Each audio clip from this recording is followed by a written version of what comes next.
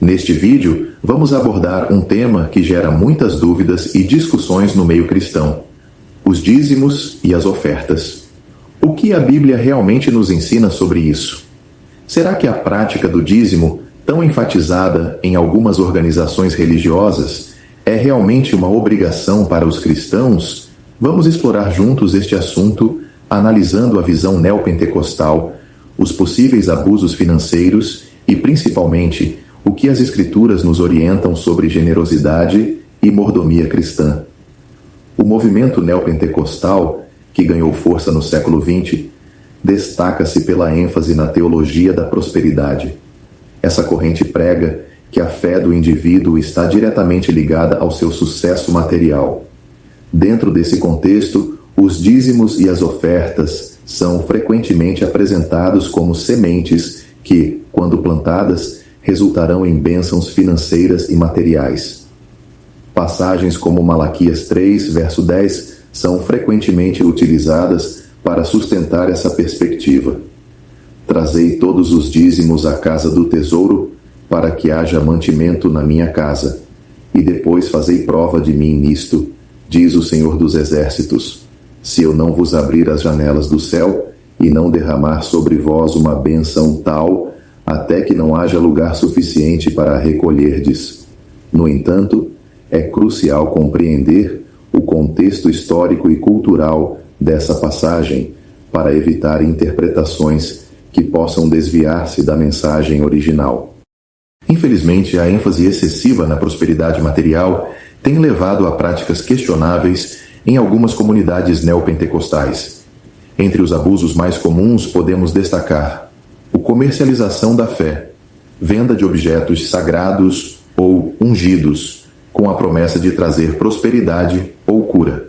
A pressão psicológica, fiéis são incentivados a doar além de suas possibilidades, sob a promessa de retornos financeiros milagrosos, e o enriquecimento ilícito. Líderes religiosos acumulam riquezas pessoais às custas das doações dos membros, desviando recursos que deveriam ser destinados à obra social e ao auxílio dos necessitados.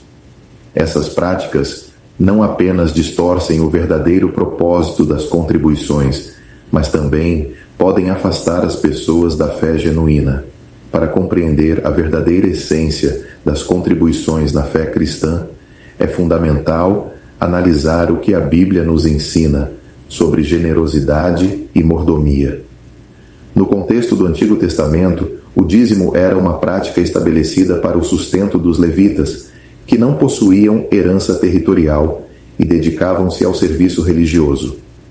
Em Números 18, verso 21, lemos: E aos filhos de Levi dei todos os dízimos em Israel por herança, pelo serviço que prestam, serviço da tenda da congregação.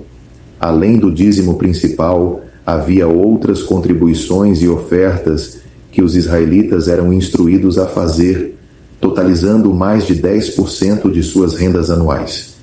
Essas ofertas adicionais incluíam o dízimo para as festividades, um segundo dízimo destinado às celebrações religiosas, conforme Deuteronômio 14, versos 22 a 27, e o dízimo para os necessitados. A cada 3 anos, um dízimo especial era separado para os pobres, órfãos e viúvas, conforme Deuteronômio 14, versos 28 e 29.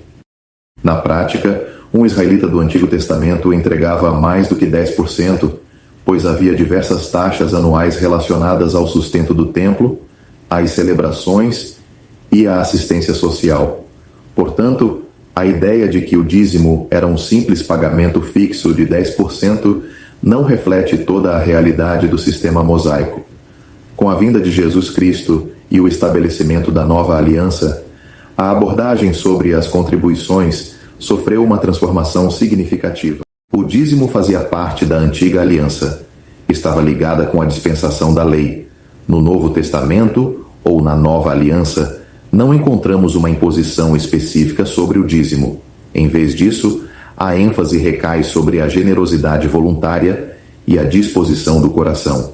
Em 2 Coríntios 9, verso 7, Paulo aconselha: cada um contribua segundo propôs no seu coração, não com tristeza ou por necessidade, porque Deus ama ao que dá com alegria. Aqui, a motivação interna e a sinceridade do doador são mais valorizadas do que a quantia ou a porcentagem estabelecida. A Bíblia nos ensina que tudo o que possuímos pertence a Deus e somos apenas mordomos de seus bens. Essa perspectiva nos chama a administrar nossos recursos com sabedoria, responsabilidade e generosidade. Em 1 Pedro 4, verso 10, somos exortados: servi uns aos outros, cada um conforme o dom que recebeu, como bons despenseiros da multiforme graça de Deus. Essa mordomia abrange não apenas nossas finanças, mas também nosso tempo, talentos e habilidades, incentivando-nos a usá-los para o bem comum e para a glória de Deus. Ao refletirmos sobre o que a Bíblia realmente ensina acerca dos dízimos e ofertas, percebemos que, no Antigo Testamento, o dízimo era uma obrigação legal destinada ao sustento dos levitas e à manutenção das práticas religiosas. No Novo Testamento, a ênfase desloca-se para a generosidade voluntária, onde cada um é chamado a contribuir conforme sua capacidade e disposição de coração. A verdadeira mordomia cristã envolve reconhecer que tudo pertence a Deus e que somos chamados a administrar seus bens com responsabilidade, visando o bem-estar do próximo e o avanço do reino. Você já ouviu dizer que se não der o dízimo, você não é salvo? Ou que a sua fidelidade a Deus é medida pela quantidade de dinheiro que entrega para uma instituição? Se já ouviu isso, saiba de uma coisa: isso não passa de uma grande manipulação religiosa.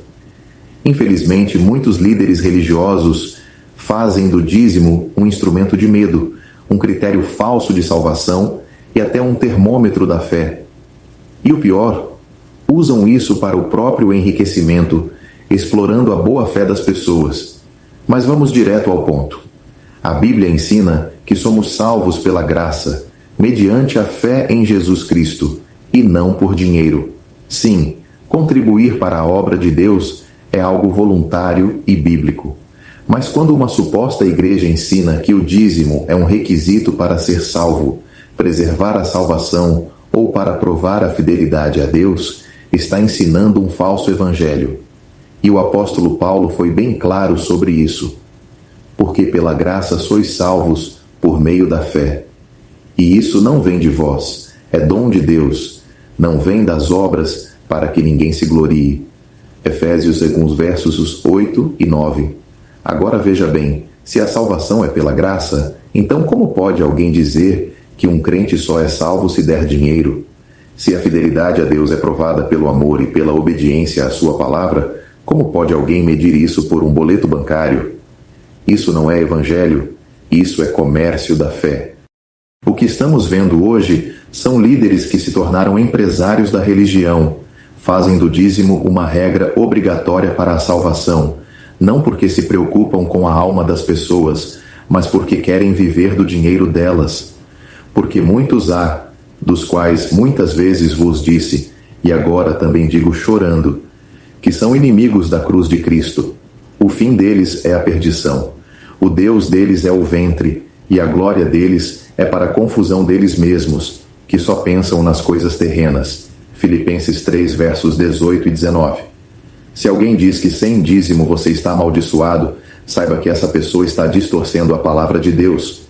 Se alguém diz que sua fidelidade a Deus é medida pela sua conta bancária, essa pessoa está mentindo. Não se deixe enganar. Não caia nessa armadilha. O verdadeiro evangelho é o evangelho da graça. Dízimo nunca foi moeda de salvação e fidelidade a Deus se prova pela vida que vivemos, não pelo dinheiro que entregamos.